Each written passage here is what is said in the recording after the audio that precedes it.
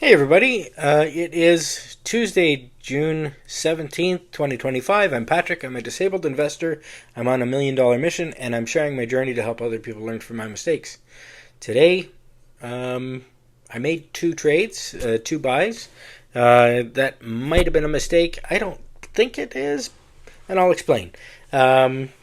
Essentially, I bought 5 additional shares of BITO, the ProShares Bitcoin ETF, because it pays a ridiculous dividend every month. It's not predictable, which is a drawback of it, but my experience with it so far has been pretty positive. So I added to my position with that with 5 shares. And I bought a LEAP option, long-term equity anticipatory option for Apple, because I believe Apple's been beaten up pretty bad, and I think it's undeserved. And I think that this leap is for January 2027, and I think it's going to hit the $250 strike price at some point. It's a long-term call for Apple that I bought at $13.50 a share.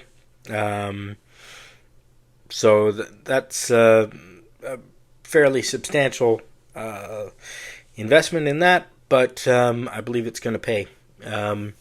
So, yeah, 2 trades. As a result, my portfolio ended the day up 0.2% to finish at $108,670. And if I had been just investing in the S&P, I would be down by 0.8% today. So I outperformed the S&P 500 index today, which is nice because it doesn't always happen that way.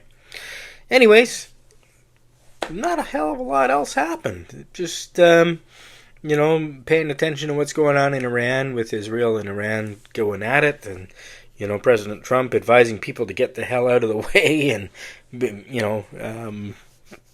run for the hills, basically, in Iran. And being thankful that I don't live there, wasn't born there. That that worked out good for me, I guess. But I hope that the casualties of civilians are minimal. Don't like hearing about anybody getting killed. So it is what it is. But